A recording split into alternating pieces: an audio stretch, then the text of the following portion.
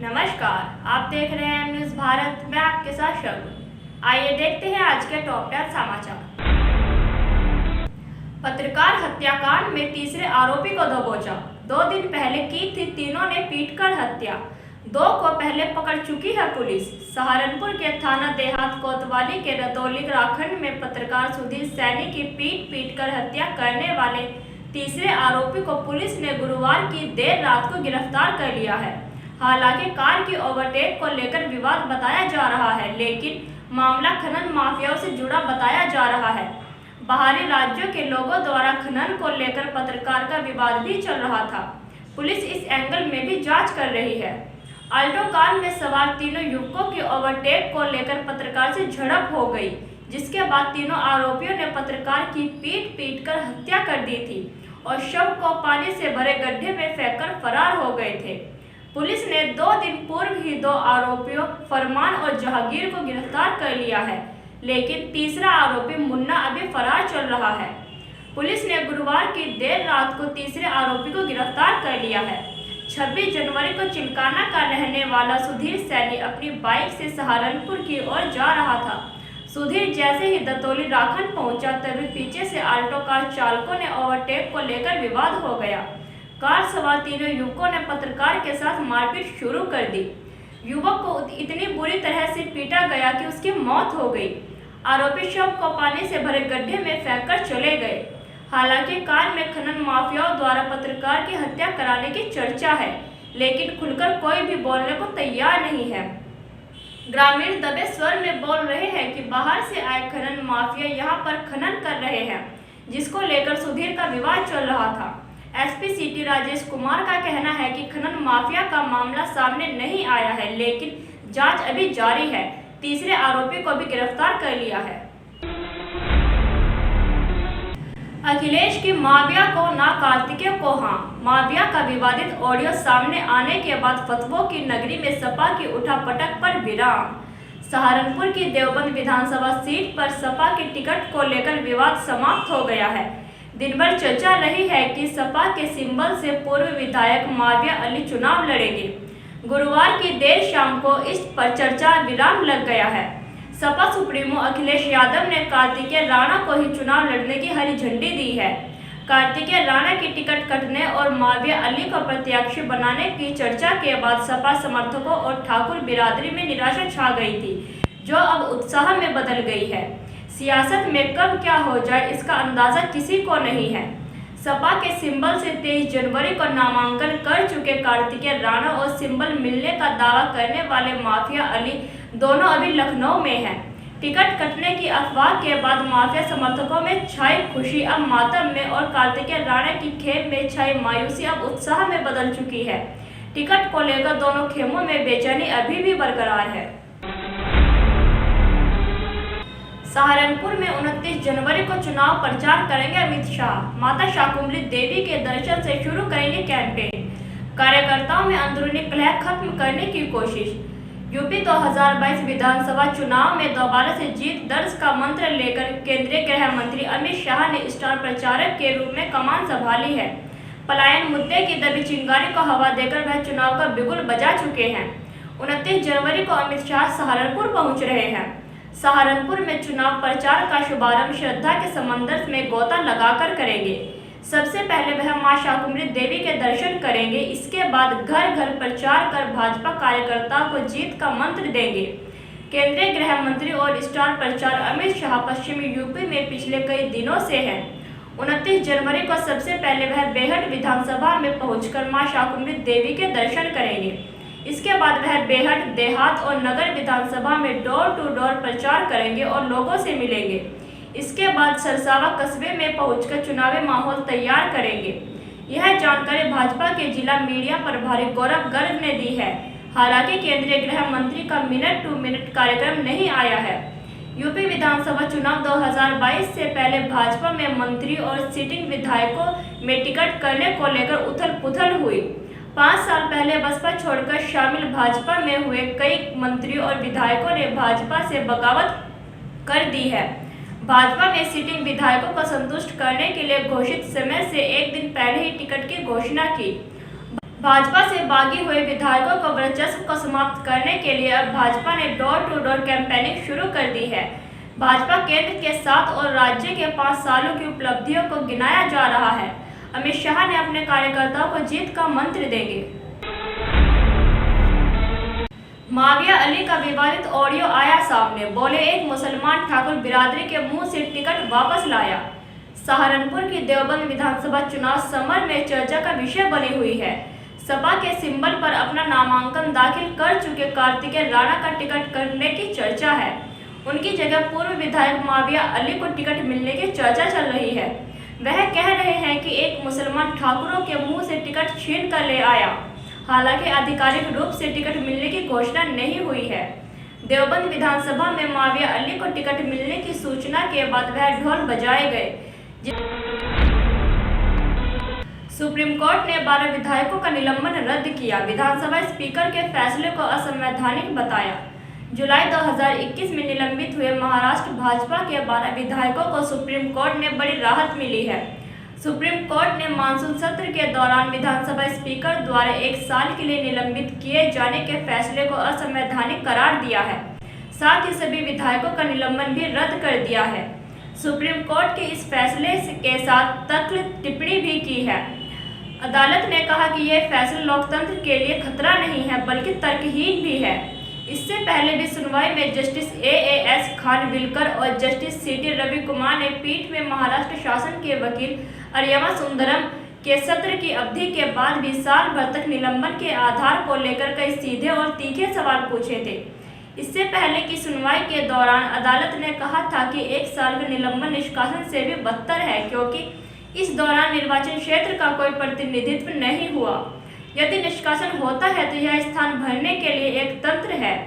1 साल के लिए निलंबन निर्वाचन क्षेत्र के लिए सजा के समान होगा। जब विधायक वहां नहीं है तो कोई भी इन निर्वाचन क्षेत्रों का सदन में प्रतिनिधित्व नहीं कर सकता है। निलंबन सदस्यों को दंडित नहीं कर रहा है बल्कि पूरे निर्वाचन क्षेत्र को दंडित कर रहा है। रेलवे अभ्यर्थियों के समर्थन में सड़क पर उतरे 7 राजनीतिक दलों के कार्यकर्ता। पटना में पुलिस जाप कार्यकर्ता के बीच झड़प। RRB NTPC परीक्षा के रिजल्ट में गड़बड़ी से नाराज छात्र संगठनों के साथ साथ राजनीतिक दल भी आज यानी शुक्रवार को बिहार बंद कर रहे हैं। सुबह से ही पूरे बिहार में गहमा गहमी है। रेलवे अभ्यर्थियों के समर्थन में बिहार की 7 राजनीतिक पार्टियों RJD, Congress, JAP, CPI, CPM, CPI-ML और VIP के कार्यकर्ता सड़क पर हैं। दरभंगा में RJD कार्यकर्ता ने बिहार संपर्क क्रांति को रोक दिया है। वहीं वैशाली के हाजीपुर नगर में रामशीष चौक पर महुआ के RJD विधायक डॉक्टर मुकेश रोशन ने सड़क पर आगजनी का जाम कर दिया। उन्होंने सरकार के खिलाफ जमकर नारेबाजी भी की। इस दौरान हाजीपुर मुजफ्फरपुर, हाजीपुर छपरा, हाजीपुर समस्तीपुर समेत अन्य मुख्य मार्गों पर वाहनों की लंबी कतारें लग गई। जाम के कारण आवागमन ठप हो गए। जहानाबाद में प्रदर्शन के लिए क्रेन को ही सड़क पर रख दिया गया, जबकि पटना, मुजफ्फरपुर, सहरसा, भागलपुर, गोपालगंज में भी अब तक शांतिपूर्ण प्रदर्शन की खबर आ रही है। इससे पहले JDU के राष्ट्रीय अध्यक्ष राजीव रंजन सिंह उर्फ ललन सिंह ने गुरुवार देर रात को कहा कि होनहार को गढ़ने वाले शिक्षकों के खिलाफ दर्ज मुकदमों को रेलवे और पुलिस अविलंब वापस ले। उन्होंने उग्र छात्रों से शांति की अपील भी की है।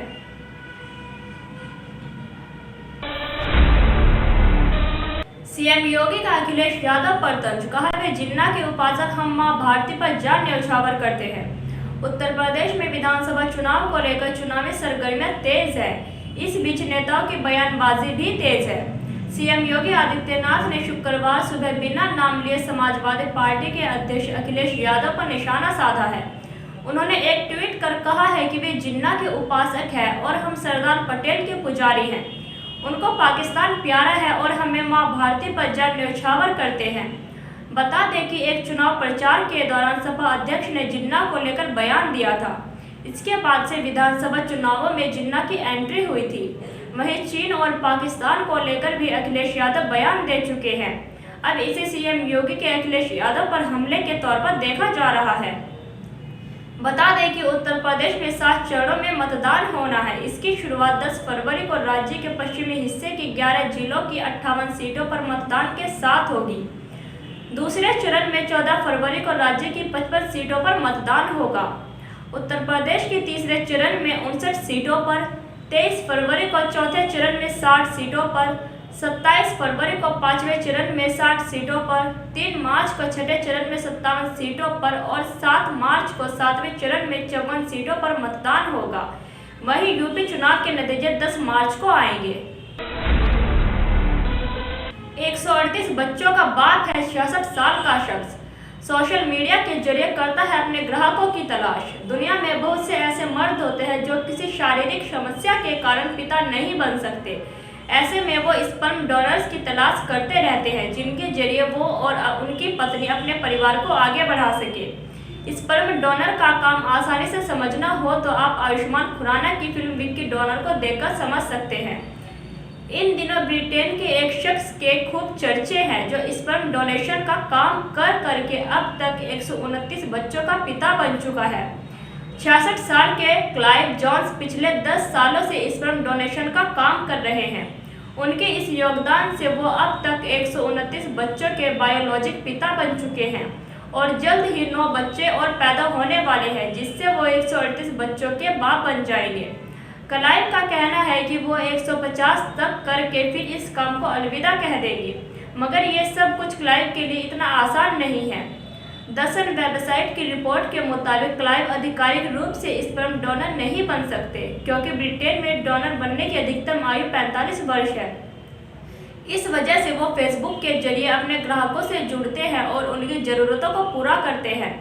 बड़ी बात यह है कि वो इस सर्विस के लिए पैसे नहीं चार्ज करते। उनका कहना है कि उन्हें किसी को खुशी देकर किसी का परिवार बसाकर बहुत खुशी मिलती है। उनका ये आइडिया 9-10 साल पहले अखबार में एक आर्टिकल पढ़कर आया है जब उन्होंने देखा कि लोगों को बिना बच्चों के कितना मानसिक दर्द झेलना पड़ता है। यूएन में भारत ने कहा दुनिया पाक को आतंक का स्पॉन्सर मानती है, लादेन भी यही मिला। कश्मीरी आतंकवादियों को पालने वाले पाकिस्तान ने संयुक्त राष्ट्र में भारत के खिलाफ जहर उगला है। संयुक्त राष्ट्र में पाकिस्तान के राजदूत मुनीर अकरम ने आरोप लगाया है कि भारत ने साल 1989 से लेकर अब तक 96,000 कश्मीरियों की जान ली है। उन्होंने बीजेपी पर निशाना साधते हुए कहा है कि भगवा पार्टी से जुड़े आदिवासी हिंदू समूह खुलेआम भारत में मुस्लिमों के नरसंहार की बात कर रहे हैं। ऐसे में भारत ने पाकिस्तान को करारा जवाब दिया है। पाकिस्तान के मनगढ़ंत झूठ और झूठे आरोपों का जवाब देते हुए भारत के स्थायी मिशन के काउंसलर आर मधुसूदन ने कहा कि पाकिस्तान का इतिहास ही आतंकवादियों को पालने पोसने का रहा है। 2008 में मुंबई आतंकवादी हमले के आरोपियों को पाकिस्तान का समर्थन हासिल है। ओसामा बिन लादेन भी पाकिस्तान में ही मिला था। भारतीय काउंसलर के पाकिस्तान के काले कारनामों को उजागर करते हुए कहा कि दुनिया जानती है कि पाकिस्तान का आतंकवादियों को पनाह देने, मदद करने और खुलेआम सपोर्ट करने का इतिहास रहा है। यह एक ऐसा देश है जिसे सारी दुनिया आतंकवाद का स्पॉन्सर मानती है। यहाँ तक कि यूएनएससी ने जिन आतंकवादियों पर बैन लगाया है उनमें भी सबसे ज़्यादा पाकिस्तान में ही रहते हैं। इतना ही नहीं, आज दुनिया भर में होने वाले आतंकवादी हमलों का कोई न कोई कनेक्शन पाकिस्तान से ही रहता है। मधुसूदन ने सुरक्षा परिषद को याद दिलाया कि पाकिस्तान के प्रधानमंत्री और विदेश मंत्री ओसामा बिन लादेन का न सिर्फ समर्थन करते हैं बल्कि उसी के रास्ते पर भी चलते हैं। एक महिला को एक साल में 2 बार मिला ट्रिपल तलाक, घर से भी निकाला, अब पति ने इंस्टाग्राम पर तोड़ा नाता। गुजरात के आणंद में एक ट्रिपल तलाक का मामला सामने आया है। खबर है कि यह एक शख्स ने कथित रूप से सोशल मीडिया पोस्ट के जरिए अपनी पत्नी को ट्रिपल तलाक दे दिया। फिलहाल पुलिस ने आरोपी के खिलाफ मुकदमा दर्ज कर लिया है। आपसी कलह के चलते महिला को घर से बाहर निकाल दिया गया था, जिसके बाद वह अपने माता पिता के साथ रह रही थी। आणंद पुलिस ने इंस्टाग्राम पोस्ट के जरिए कथित रूप से 3 तलाक देने के मामले में 28 वर्षीय शख्स के खिलाफ एफआईआर दर्ज कर ली है।